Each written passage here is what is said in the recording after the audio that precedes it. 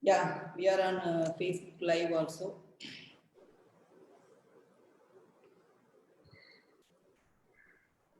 Sound on the person. Okay. Good evening, guys. Good evening, friends. Facebook Live. Hope everyone can hear me. Thumbs up. You can give me thumbs up. Yes, ma'am. Okay, ma'am. Fine, fine.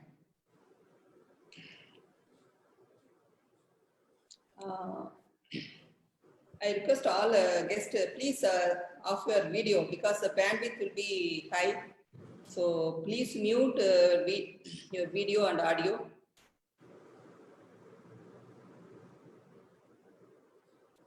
Video won't be coming, but I think audio also. Good evening all. Hope all are fine. Continuous lockdown. Nithya, I couldn't see your video. Yes, madam, I can see you. Okay, yeah. So, how is everyone? Hope all are fine. Hi, Joseph. Hi, Sasin. Thank you, Joseph. Thank you. Yeah. Hi, Veerakumar. Hope, Tani, everyone is fine. And the number of COVID cases are increasing. You know? Hi, Arvind. We'll be starting 5 o'clock. Good evening, all. Hi, Kalyan. I'm fine. You're seeing, no? So far, so good. No problem. I think the video is lagging or I don't know. Good evening, all. Okay.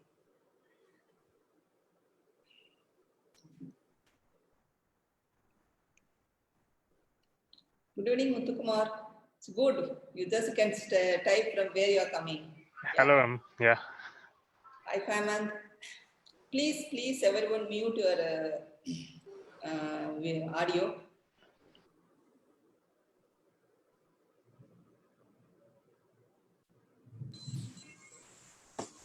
I think most of us, someone is asking what is flora photography. I know it's I think flower we know, flower photography. What is flora photography? So my answer is join the Zoom meeting and you can, how it will be. I think for India, not many photographers doing this type of photography. Yeah, I think. Yeah, that is right, ma'am. Right. Yeah. Not many are doing. I have seen many foreign photographers are doing with great work. It's really you should be very creative and artist to do this type of photography. Yeah, thank you.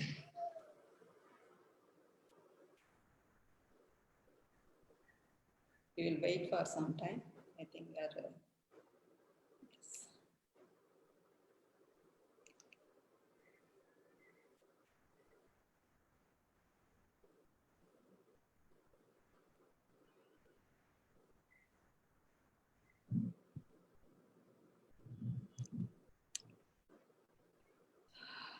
Hi Vaishnavi, where to find unique flowers? That we will ask Nithya.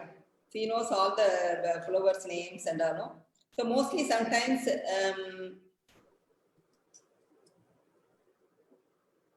I think nearby parks and when you go for forest types and all for birding and all, you can see the wild flowers. Yeah.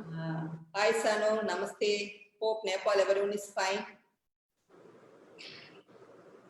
So, shall we start, Nithya? Yeah, we have enough people. Good evening, everyone. Hope all are fine and safe. And Wildlife Conservation of India is once again coming up with weekend webinars.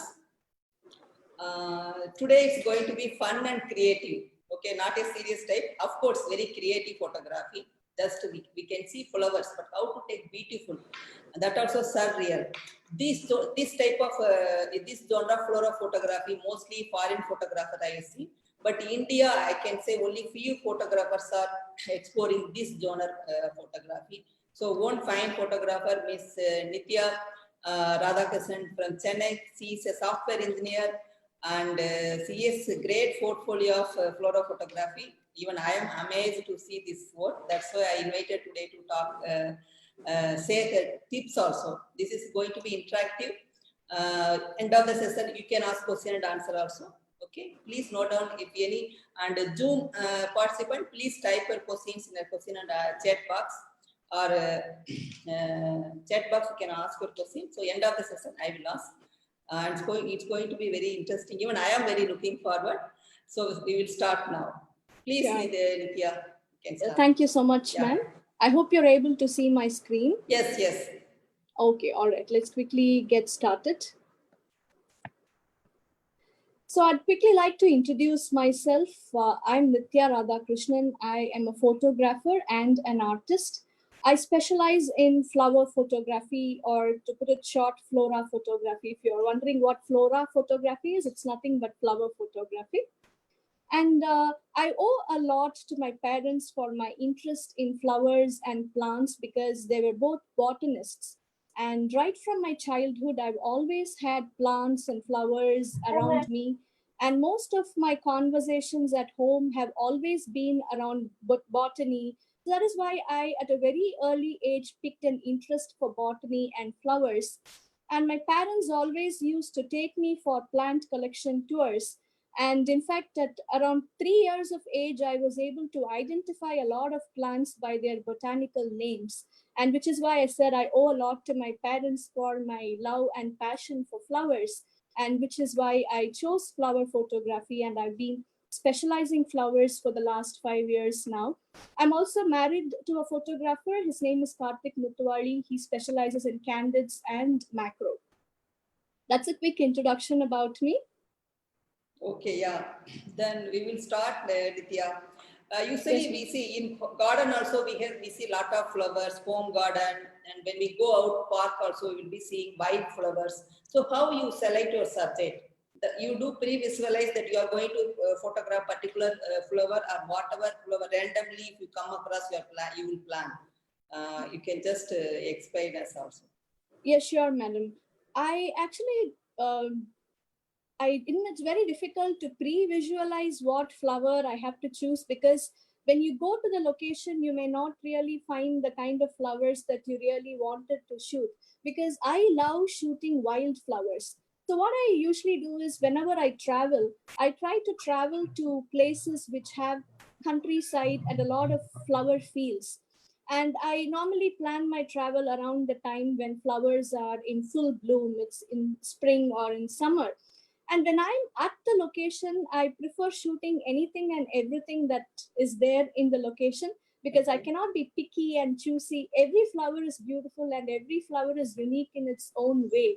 So I try to explore all forms of flowers and plants that are around me, but I always look for wild flowers, because there's a lot of difference between, you would know it better, Yes, than yes, shooting yes. wildlife animals in the wild and shooting them in the zoo. There's a lot of difference. But The there thrill is to go into the wild and then shoot them in their nativity. That's what I Okay. normally love, and that's what I prefer.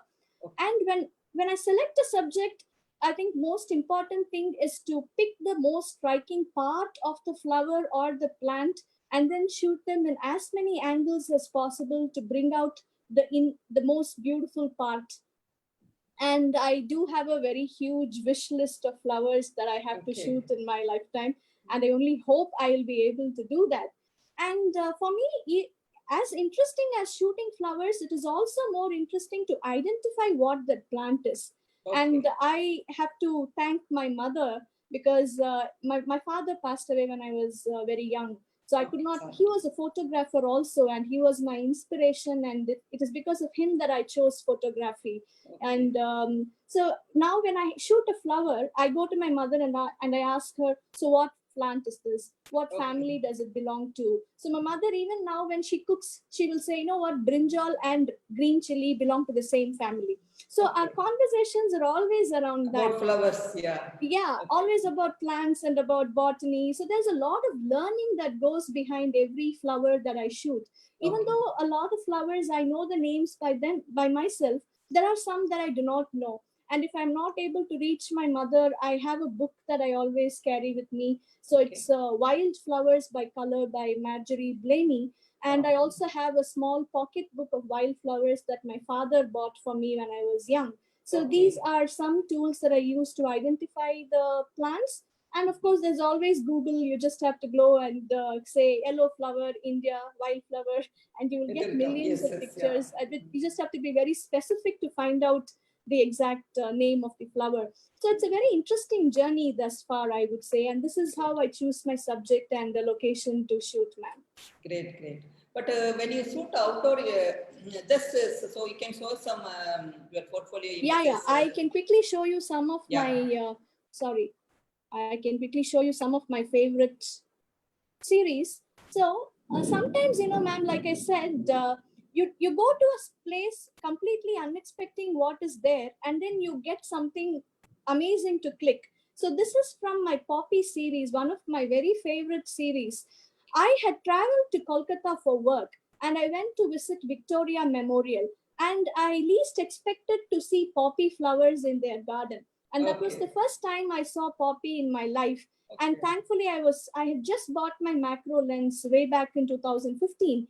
And I thought I should quickly take as many pictures as possible. And I created like 15, 20 pictures long series of poppy flowers. And this is one of my most favorite series so far. And this one again is a very interesting thing. I took my husband and all his friends to Sirutavur, thinking there'll be a lot of birds, because I used to do birds way back in 2011, 2012. So I've seen a lot of birds in Sirutavur, and we went there after 5 years, and there was absolutely no water, no birds, nothing, no flowers also to shoot. And we were very tired. On the way back, we stopped in a restaurant, and in the restaurant there was this one plant with some flowers. So this is called the powder puff tree and Calliandra hematocephalia. So I loved those flowers. You can see different angles in which I have shot the flower to bring out the beauty of those minute details of the flower. This is again serendipity. So you go looking for something else, and suddenly it happens that you click something very beautiful. I have seen this flower a lot of even pots and all, no? Yeah. But I know now the powder puff. Powder puff, yeah. Puff It looks like a powder puff. So, and this one again is one of my most favorite series, Sakura series. So we had visited Vietnam, and unfortunately I could not visit during the spring or summer. We visited during winter. And my husband and his cousin were going up the hill to see some mountain and some temple. So I didn't have the stamina to climb. I thought I'll just wait in the base. And there was one tree full of flowers. I least expected to see the flowers in December. They're usually in bloom only around January to March. And I spent like easily 1 to 2 hours taking pictures of these flowers. And this is one of my most favorite series. And Wildflower series is my ongoing series. I wish to travel across the world and shoot all wildflowers around the world. And these were shot in Europe when I visited Switzerland. And this is wild geranium. And this one is myosotis. I'm sure you must have heard of the flowers called forget-me-not. These are very small. This is a 1:1 macro shot. And this is called dropping avens. And Europe has a lot of wildflowers that you cannot find here, at least not in South India. You might find it in the Himalayas and the alpine forests in the north, but not in the south. Dandelions, again, are very beautiful and beautiful subjects for macro photography. And then Tridax. This is a common flower in India. I think in Tamil, they call it Tata Poo or something. I forgot the name. So this is in English commonly called escort buttons. These are very small, and I wanted to bring in a lot of drama by adding a nice bouquet in the background. And then this one again is a wildflower called sage rose. And this is Parthenium. You must be seeing this everywhere in Tamil Nadu. There's a lot of these in the roadside. Actually, it is a bit poisonous, and I wouldn't advise anybody to go very close to it, which is why I took this picture from a distance, and I wanted to add the beautiful bouquet in the background to give it a very surreal feel. And one more question, sorry to disturb you, Nithya. The Yes, thing ma'am. is, when you shoot outdoor, no, there will be a lot of windy also, and it will be a lot of disturbance for the subject. So how you manage that?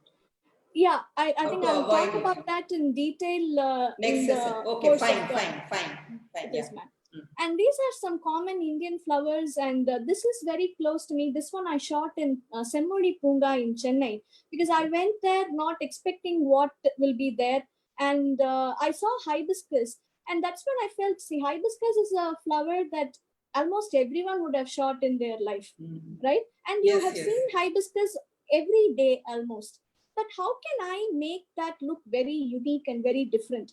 Because hibiscus is going to look like hibiscus no matter who Hibiscus, takes yes, a yes. picture of it, right? Yes. So that is why I made a small series of it to bring out the very minute parts of the flower into focus, and I gave it a very surrealistic tone to make it look very dreamy. So that is one very favorite series of mine, ma'am. So these are my favorite. These are hibiscus. Even I couldn't recognize it until unless you say it's a hibiscus close-up. That's Yeah, great. that was Okay. my whole attempt actually. I wanted it to look completely different, Different, and yeah. completely surreal. Yeah, that was the attempt actually. Okay. Okay, and usually all genre, every photographer, the style of their own style. So, what do you suggest your style of photography, Nithya? Just you Yeah, can say sure, some ma'am. tips also. How Yeah, you I will. visualize how then that will be useful. We have with lockdown time, lot of young photographers, even everyone, no, everyone having camera and DSLR and even mobile camera also, and nearby garden, home itself, we have lot of flowers. So we Yes, can yes. try our we can explore our creativity. Yeah, Please yeah, share very. your tips and techniques also. It will Yeah, help sure, for ma'am. us. Yeah. My style of photography is surrealism. And if you ask me, my style stands between reality and fantasy. It's somewhere in between, like fine art, surrealism, I would say. Okay. Hi, And ma'am. this, Yeah, please mute your mic, guys. Yeah. Okay, ma'am.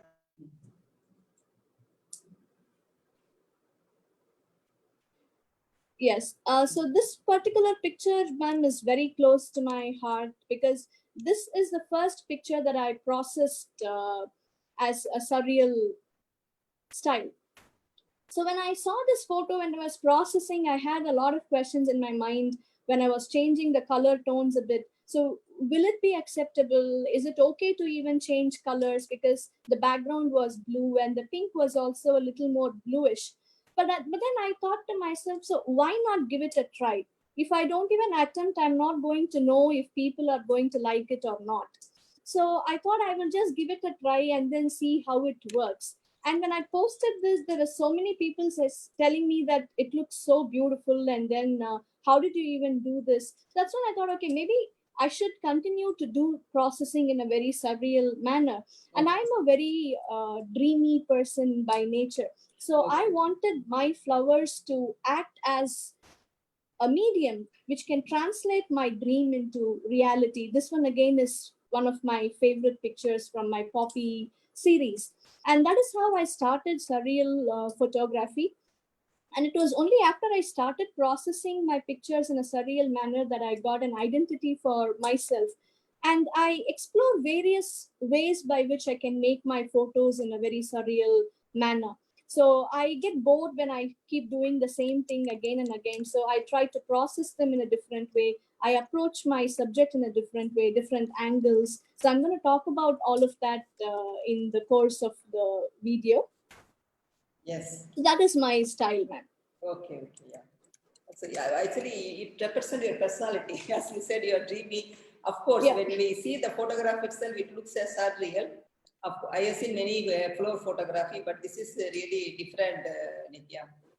Yeah, thank you, ma'am. Yeah. And also, I wish to talk about a few photographers that I would ask others to take a look at as inspiration. Magda Indigo is one, and then Magda Wazigzek, she's a Polish photographer, and Mandy Disher. So these are all photographers who focus on flower photography, and they all have a very unique style. So you may also want to take a look at them and then see how they use. Yes, Magda, I know. I usually I used to follow her in Flickr. She's so famous. Yeah. But she used most of the time flash, macro with flashlights. Yeah, with flash. And light plays a very major role in her composition. And it's usually in a black background and very beautifully done.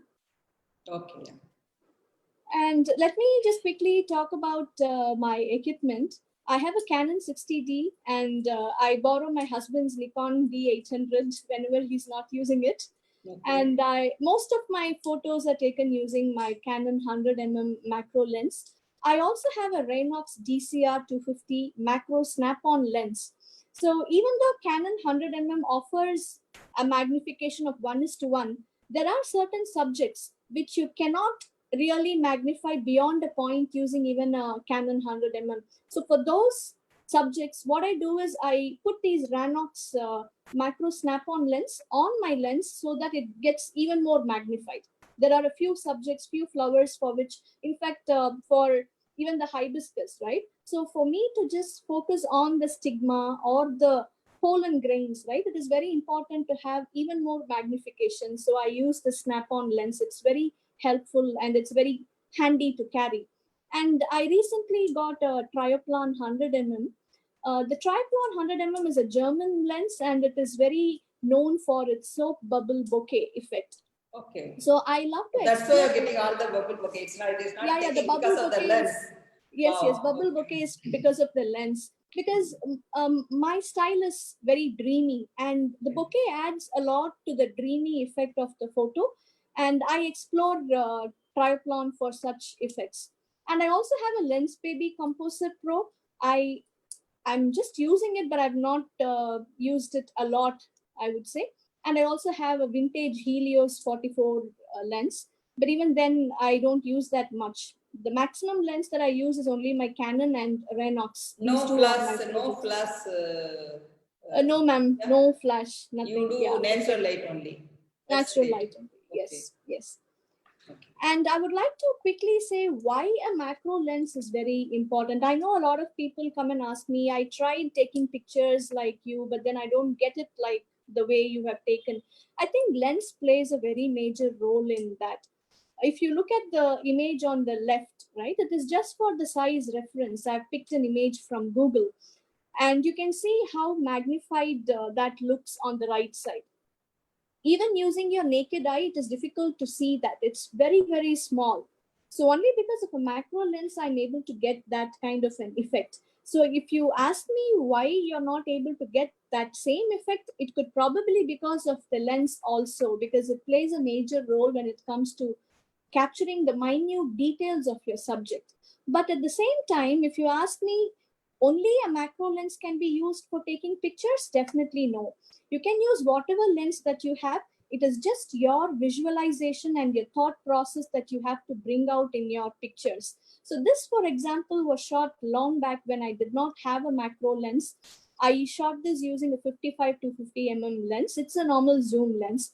But you can see that your visualization is very important. Whatever lens you use, I think that doesn't really matter. How you bring out your creativity and how you want to frame your subject, I think that matters a lot. So we can use our kit lens also, Nithya. Kit lens, I have used kit lens long back, but then the problem with the kit lens is it's usually a 1855 lens, right? 70 to 300 mm. 70 to 300, most of them. Yeah, that might work because when you have a good zoom, right? Because the like you said, ma'am, it is important to get a good depth of field. Only then your subject is going to pop out and stand out. So it's important to have that kind of a depth of field, which you might not get in a wide angle lens, but in a good zoom lens, I think you should be able to get it, right? And also a nice prime lens. Even if you have a 50mm, I think it is good enough to experiment a good depth of field and then take a lot of pictures. And yeah, this one was shot using Sigma Art Series 50mm. But this is an in-camera multiple exposure. I wanted to give this rain lily a very ethereal effect, and so I tried multiple exposure, and that was in-camera multiple exposure. Again, this is a 50mm. So I'm just trying to say that you don't really need only a macro lens to take pictures of flowers. There could be a lot of people who want to take pictures, but they are not doing it because they don't have a macro lens. So I'm just trying to motivate them to use whatever lens they have to take pictures, right? End of the day, lens is just a tool, and it is the person behind the lens who really matters. Correct. Yeah. You have to use your creativity. Yes, definitely.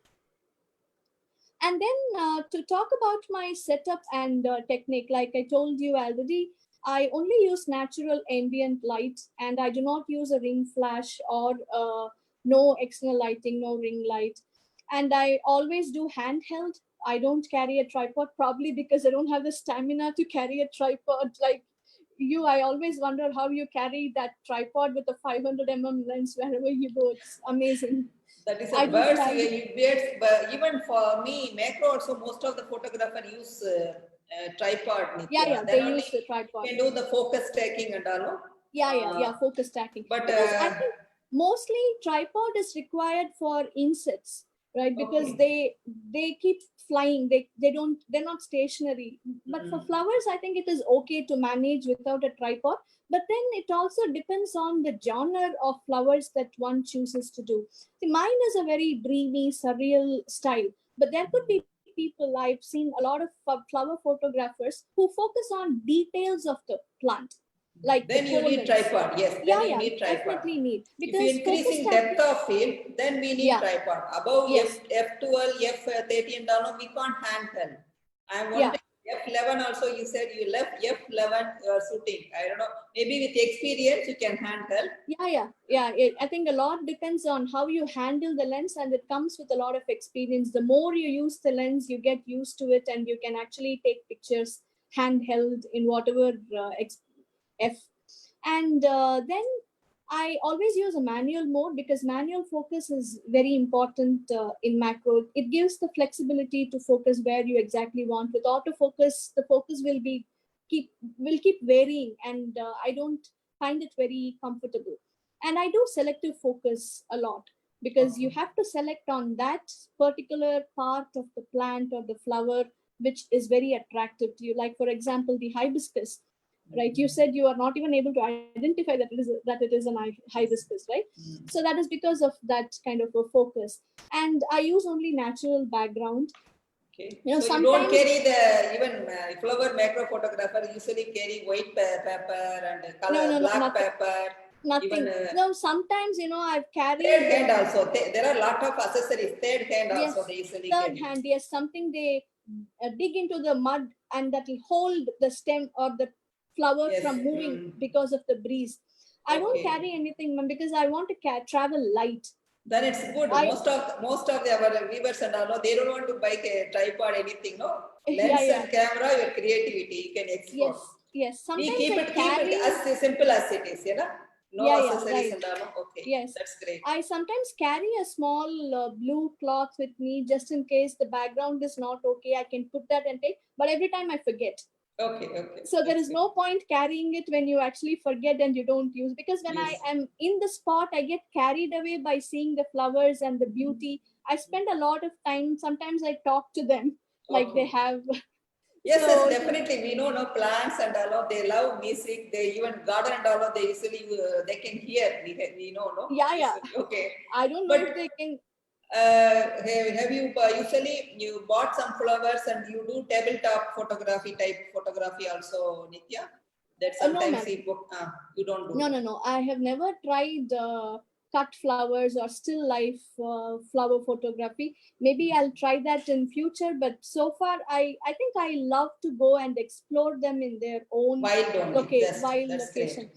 But because of the COVID situation, I'm just stuck at home right now, and I Okay. just take pictures of a very tiny garden space. I don't even have a garden. I just have like 10, 20 pots and some rain lilies and portulacas that I Okay. keep shooting. Otherwise, I would love to just go out and take So all pictures. these flowers are taken in the wild only, outdoor only. No Everything tabletop outdoor. and all. Everything That's outdoor. great. That's great. Yeah. Then. Thank you, ma'am. So focus stacking, I've just done very rarely. I can show you one. I don't know. It keeps drawing something. One moment. I'm No, not that's able for to. someone is doing, no problem.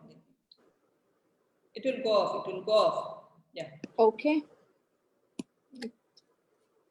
I think it is still there.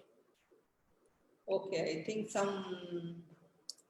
I'm not able to choose the eraser to No, actually it's erase not it. your done. Someone is doing. Oh, Someone okay. screen they did. Not someone. Something we. I think some arrow and all. Some switch. Maybe buttons you did like that. It will go off. No problem. Yeah. Okay, fine. All right. So this one I did focus stacking, again handheld only, because it was very difficult to get the entire part in focus in one single shot. So I have stacked like 3-4 images. And if you ask me how many images I took, I think easily 20-25 images of the same part. And then I had to stack whatever was in focus. Okay, where you use Photoshop to stitch? Yes, I use Photoshop and I work you on, use any software for this? yeah, I use Photoshop and I use a lot of layers. I work on layers to bring out the surreal effect for my flowers. I'll also quickly tell you what I do in the next few sessions. Yeah. This isn't moving. Okay. So here are some key aspects that I would want people to consider if they want to shoot flowers. The creative use of light. You can try so many ways of using light. You can try a backlight. A strong backlight will always work well for flowers because the flowers have very translucent petals, which actually lets the light through the subject and it looks very nice. High key is images which have nice bright light in the background, and low key is subjects which have very low light. And depth of field, like ma'am said, how your pictures stand out. I think it's because of the depth of field. When you try using a very shallow depth of field, the lens does not matter. Like I said, you can use a very good prime lens or a zoom lens and try a very shallow depth of field, and you will be able to get that kind of an effect, like f1.8, or my macro lens has got f2.8. So I shoot a lot using f2.8. And a soft focus for a dreamy and ethereal feel. As much as a sharp focus makes a flower look very crisp and attractive, even a soft focus would give you a very dreamy and a very ethereal feel.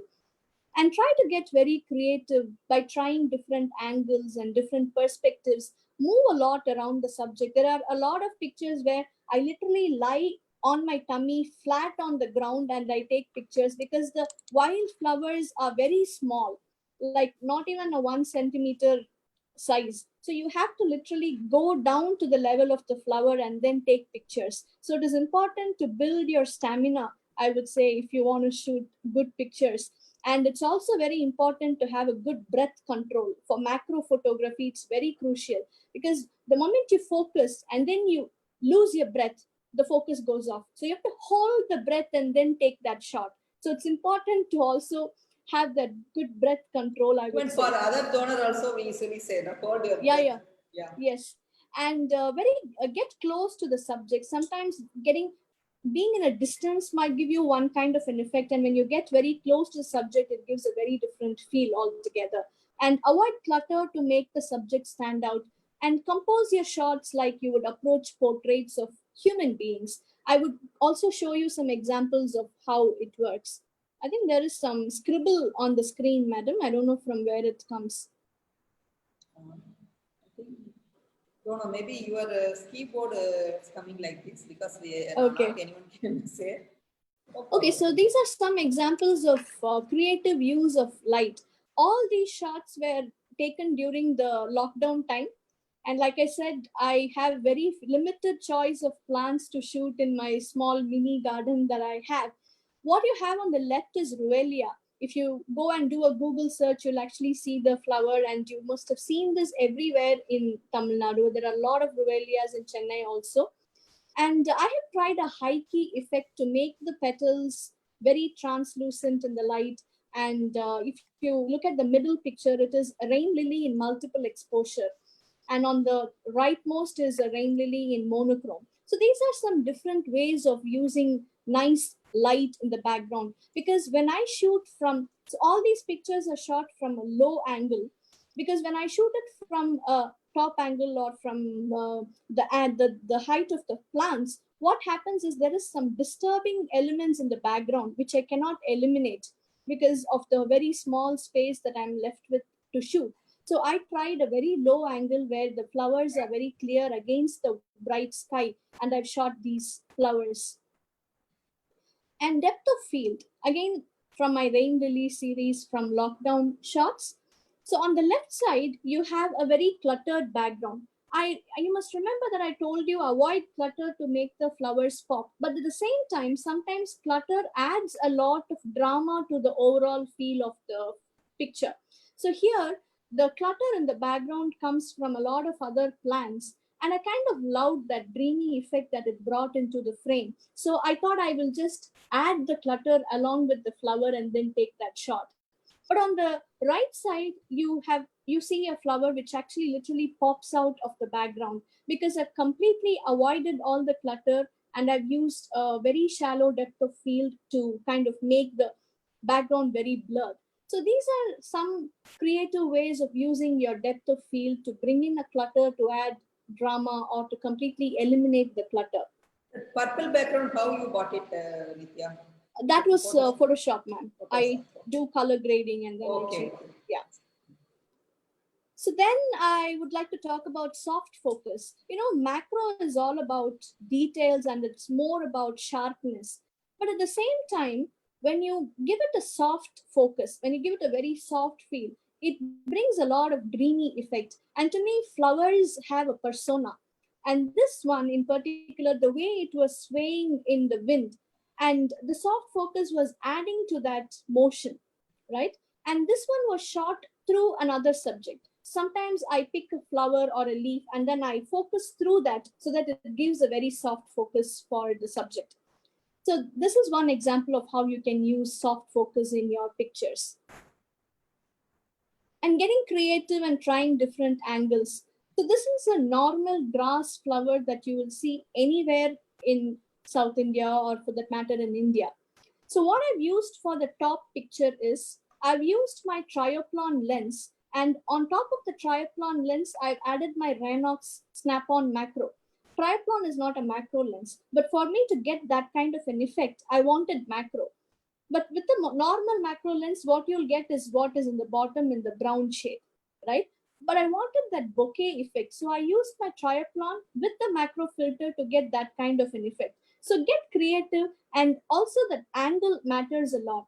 If you see the grass flower, it's in a cone shape. The bottom clusters are very wide, and then on the top, it becomes very thin.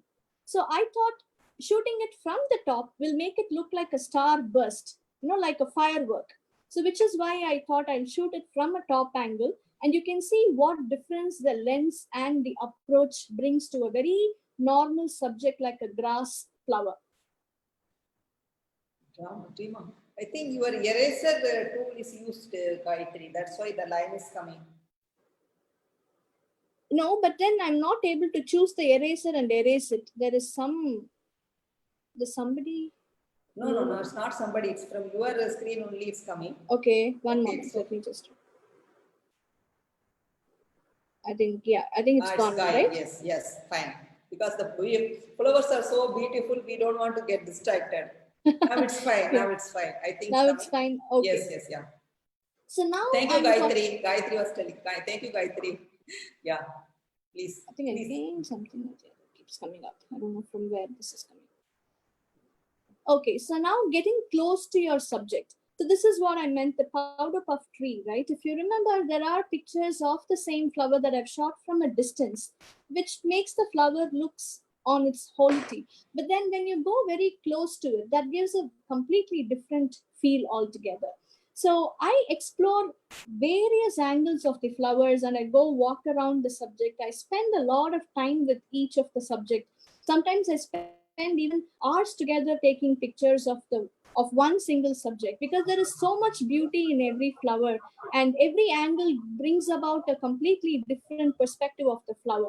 So I would definitely encourage you all to spend time with your flowers and then try as many angles as possible. Maybe different point of view. Yeah, even for birds also, we usually say try to get different point of view where you will get good shots. No? Same and I think that needs a lot of patience also. It comes with patience. Photography itself, you need a lot of patience. Yeah, that's definitely. also nature photography. Yeah, certainly. And trying to get creative. So I wanted to try a different genre within flower photography, and I tried in-camera multiple exposure for this.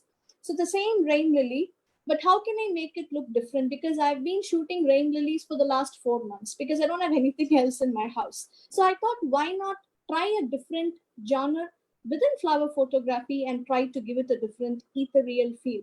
So this is part of my ethereal series where I'm exploring multiple exposure in camera of flowers.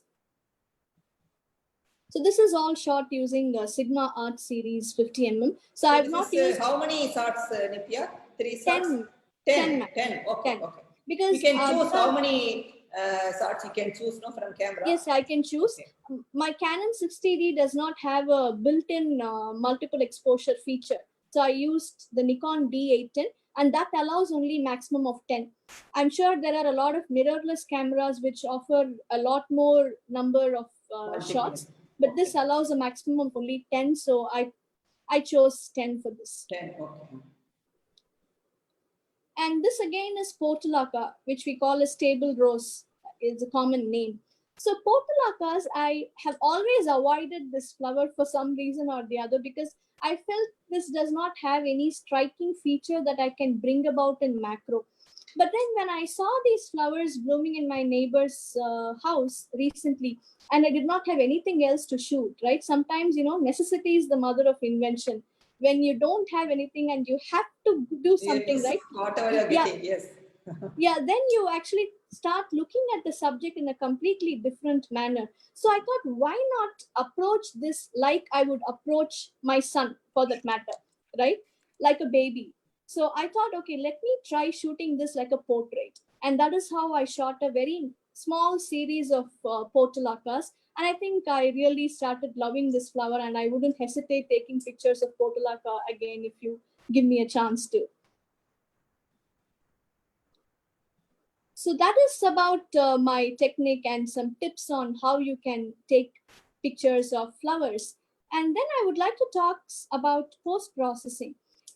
Like how much I love taking pictures of flowers, I also enjoy post-processing them because I feel a lot of things can happen during post-processing. The flower in itself is beautiful, but then when you use the right kind of tools, you can make it look much more beautiful. So these are some of the normal tools that I use in Photoshop. And recently I've started using Lightroom, like in the last 1 month or so. I'm exploring. What picture, how many minutes you will take, Nithya? It depends, ma'am. Depends on the picture. Sometimes, I am a very hard critic of myself. Sometimes I will process and then I'll think, okay, this is not good. So I leave it and then I'll go. Tomorrow, the next day I'll come and I'll start all over again, or I'll stop midway and then continue. So it takes anywhere between 10 to 15 minutes to even 1 hour for certain pictures. For one picture, okay. Yeah, because the flowers are very beautiful that I would start exploring various forms of post-processing, and I'll start grouping them. Option 1, option 2, option 3. I'll call everyone at home and ask, so which option do you like? And they'll be like furious, pick something and then go ahead with it. Why do you ask so many questions, right? So I think So you have to be as a photographer, and even usually we say when we do a lot of post-processing for the artistic purpose, we digital artist. Even nature also, the people started doing like photographing the wild, like tiger or a leopard, and they do a lot of using filters and so many other things, no? Make it a digital artist. So you have to be you have to good at Photoshop also then, exploring artistic things. Right. So I use a lot of curves and levels, and I use channel mixer. I play with channels to swap the channels and change the colors. You would notice that in a lot of my pictures, the greens are completely gone and there is a lot of blue and turquoise or purples. That's because I play with channels and I completely remove the green channel because I feel making the background a very bluish or a very purplish tone gives it a very ethereal and a very surreal effect. I do some color grading wherever required, and I also do selective color where I pick a particular color and try to change the hue of that particular color. And I play with blending modes. I think blending modes is one awesome feature that Photoshop offers. And of course, hue saturation and sometimes masking wherever required. Mostly I try to avoid masking, but then in some cases, I think masking helps a lot. But strictly no presets, because presets is like tying my hands. I can only do what it offers. But when I am given that free hand to process in my own style, I can explore within that, and then I can do a lot more than what a preset would offer. Many people come and ask me, do you have presets or do you have your own presets? No, because every flower is unique and every flower has to be approached in a different way when I process. Even if you look at my photos, the same rain lily would look completely different from one picture to the other. I strive hard to give that kind of an effect for each and every picture that I work on. And I also try to show you some before and after so that you get an idea of how it works. Yeah, someone was asking, so was the original pictures. So for Yes. you guys, in Facebook, someone Yeah. was asking, could you So kindly here show is the the original pictures? Now you can see the original pictures and after processing. Yeah. So here is a before and after of Sakura. So I felt a very creamy yellowish tone would look very nice for this flower because the flower was pinkish, but the background was like striking blue. And I felt it was not bringing out the very fine, I would say the flower is like a newborn baby. No, it has that innocence in it. So I felt this creamy tone would bring out that innocence the flower has. And that's why I've processed it this way. And this is the before and after of Bougainvillea. So here, if you look at it, right, the picture on the left is something that I shot easily 9 years back. And this was processed only few years before, like what you see in after. It was But after I the started. original itself are very beautiful, Nithya. Original Yeah, is it is also like beautiful. striking colors.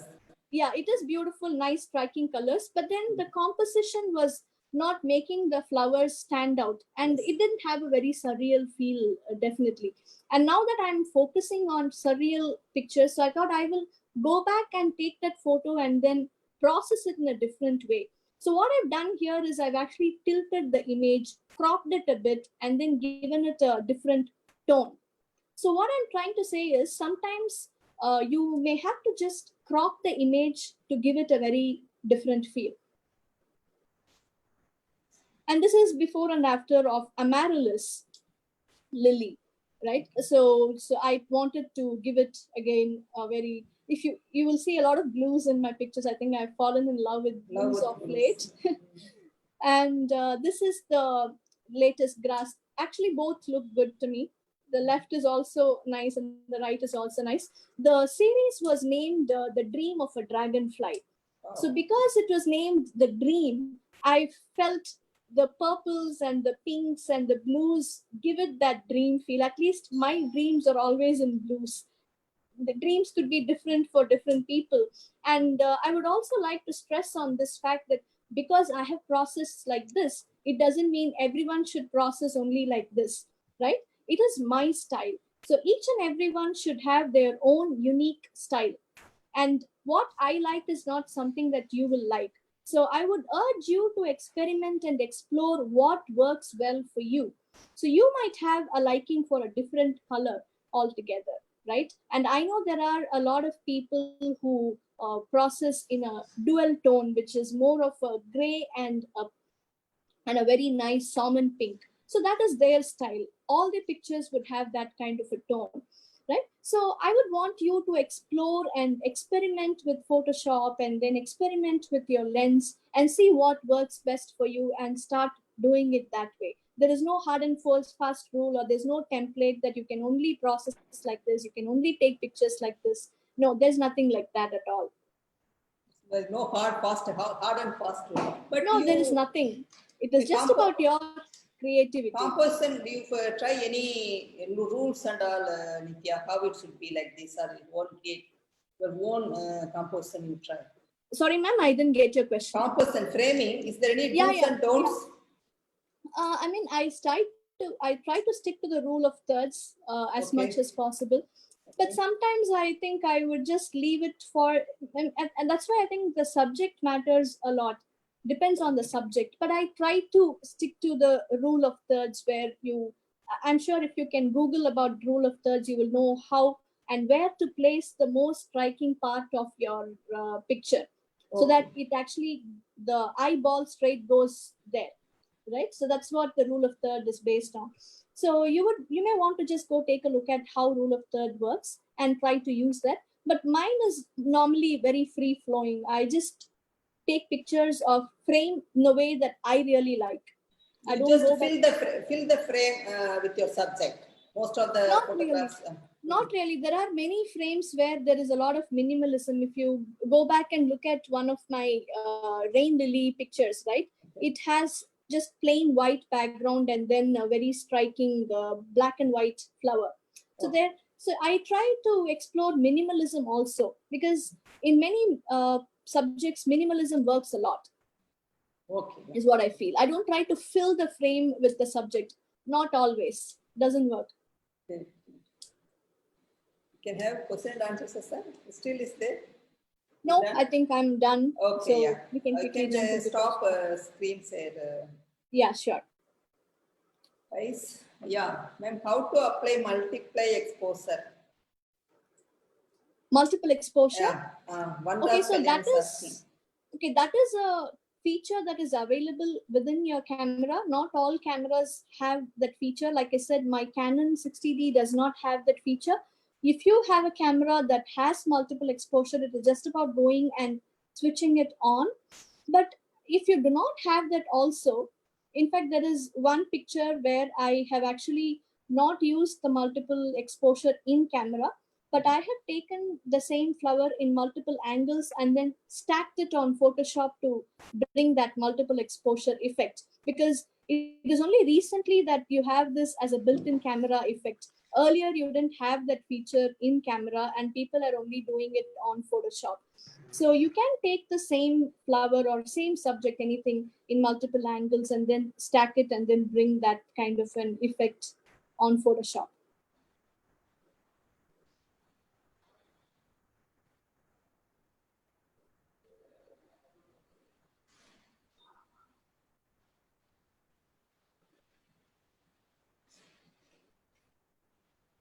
Yeah, next scenes. No?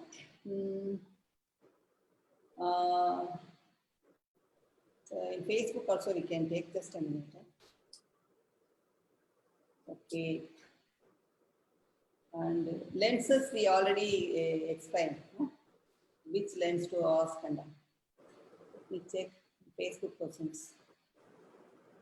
Someone is asking how important it is to, I think Venkatesh was asking how important it is to know the wild flowers, as some may be poisonous, though beautiful, they are no less dangerous than wildlife at times. Yeah, I think that's a good question. But then, you're not going to go very close to the subject, touch it, right? Okay. So it is poisonous when you actually touch it. Like I was talking about one of the photos I've taken, it's Parthenium. Many people don't know that it is poisonous. And poisonous does not always mean it is life-threatening, right? Parthenium, when you touch, not for everyone, again, I've seen people holding it in their hands and nothing has happened to them. For people with sensitive skin, it causes dermatitis. Okay. Dermatitis. So it causes some skin allergy and skin irritation, right? So this is because I know this because of my mother. So she told me right at a very early age that no, Nithya, don't touch it because it is poisonous. So likewise, there are many mushrooms which are poisonous, if you ask me. So wildflowers, there are certain weeds which are poisonous, but I don't really go touch them or eat them, right? You don't go that close to the subject that it becomes very life-threatening. So you always shoot at some distance where you're not going to touch it. So it's always better to take some precaution when you are in the outside. And the book that I have, it actually has some just about how the plants are. So better if we know the names also, Nithya? Yeah, it's if always you know the better. basic names and all. You know the basic names, and honestly, flowers are not as dangerous as animals. Okay, So that's you great. need not have to be very worried about touching any flower for that matter, as long as you do not eat it. Okay. Ratnavel Jivaraj is asking if the background has harsh lights and overexposed, how do you handle it? That means, Okay. I think, vast out sky like this, he was asking. We are going to overexpose. It's not automatically overexposed, no? Yeah, so like I said, I showed some of the photos where I've tried high key, right? And normally when you have a very strong light in the background, it is very difficult to even focus and then take pictures. That is when I try to get very creative and try a silhouette kind of an effect, right? So a black and white, I've got many shots of flowers which are against striking background. In even the bougainvillea that I showed you was shot at around 12 in the mid noon, and it was against harsh light, and that is why I decided to even shoot it that way, so that it brings about the beauty of that. It looks like a watercolor painting to me. So when situations are not favorable to you, I would suggest you to get creative and see how beautifully you can compose it. Okay. And So Shivam is asking, hope it answers his question. Shivam is asking, what is the importance of color grading in macro photography? Flowers, please explain. okay, so when you ask me what is the importance, it is completely left to the individual. For me, it is important because my style is surreal. But it is not important for any macro photographer because their style could be different. If I have to bring out a very dreamy effect and if I have to bring out my visualization into my output, it is important for me to do that color grading because a normal color would not bring out that dreamy feel. But if there are photographers who don't really want that dreamy feel, they just want to have a sharp focus and then have a clear, crisp macro shot. I don't think they have to go for color grading at It all. depends on So, the taste. It yeah, depends it on depends on the taste. photographer. Yeah, Yes, right, okay. exactly. And Muthukumar was asking, what about mobile macro lenses for floral photography? Yeah. Have you ever used mobile camera for any this type of genre? I have not tried a lot of mobile photography, but my husband has tried mobile. I do have mobile macro lens attachments, and my husband has tried it, so I've seen him use it. I think when you do not have a camera and when you do not have the right kind of lens, you can all, because these days mobile cameras are very good, actually very sharp, and they have very nice cameras in mobiles. So you can always use a snap-on macro lens on the mobile and then try pictures of any subject for that Any matter using. subject. You Yeah, have to yeah, take, I think latest mobile for cameras are coming out with a lot of great features. You know? yeah, And definitely. Mr. Rajesh Mogan is asking, is there any books and website you could suggest that talk about the plant life and the seasons when it blooms? The book actually she gave the first slide Marjorie, itself. yeah. It is But, by Marjorie Blamey. So she is a botanical artist, and I can actually spell it for you: MarjorieBlamey. Marjorie Blamey. Just go and do a Google search for Marjorie Blamey, and you will get a lot of books. She's a botanical artist, and there are a lot of authors who have used her paintings for their botanical guides, book guides, right? So you can buy any one of them. I bought mine from Amazon, and one was gifted by my father. So any book by her is very good for guide. okay. And I think there's also Any a good book. season is there, Nithya? So usually most of the flowers are the seasoning flowers. Yeah, Blooming seasonal time. flowers. So when is the best month usually you feel we wanna do? Ma'am, it depends because a lot varies because there are seasonal flowers. Some flowers bloom only in winter, some flowers bloom in spring, and it varies from country to country, altitude to altitude, right? So if you look at the Western countries, flowers always bloom in spring when it is actually summer for us. And for us, there are a lot of flowers which bloom only in winter. So which is why it is important for you when you see a flower, don't just stop with taking a picture of it. See if you can identify the flower and then read more about which season it blooms, right? Okay. Mostly I plan my travel based on that. I always keep researching on which country, which city has what flower in which season. It's just about spending some time and doing that research to see what flowers bloom in which season. I cannot really list out flowers will bloom only in this season. There are flowers like crocus or tulips which actually bloom right out of snow. You can actually see tulips and crocus. They pierce through thick sheets of snow and then they come out and they bloom. They But are in the Boo- first yeah. flowers of spring, actually, the crocus. if you Booty, see. so I think May month in Booty there is a flower. So Yeah. that is that So may yeah. be So good time to go and see. right. And Flower and also, ma'am, if you are climbing uphill, right? Mhm. Like say, for example, even Ooty, the foothills of Ooty will have certain type of flowers, Okay. and as you climb up, the flowers will keep changing based on the altitude. Okay. So that is why you have to really go into the wild to explore in which altitude what flower grows, That's and then good. take pictures of that flower in their native location. Okay. Lakshmi is asking, how do you manage noise in a picture? Yeah, noise is a very disturbing Facilities thing, and make it a dreamy. Of and course, especially noise removal softwares are there, Lakshmi. But he says, keep it no, let it be there. Grainy is also it's a very arty look. We do the yeah, neat images there. Softwares are there. Free softwares are softwares are available to there. reduce Yeah, noise that is removal. there.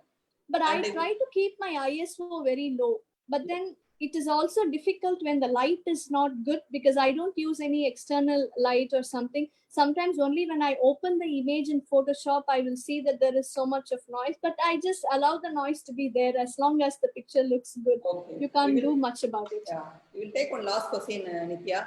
Yes. Sanmur Radhan is asking, for beginner budget macro, is it good to use reverse ring? How to overcome loss of light issue while using reverse ring? I she's talking about reversing the lens in the I think so. glass, reversing the glass in the lens, and then Macro people use no reverse.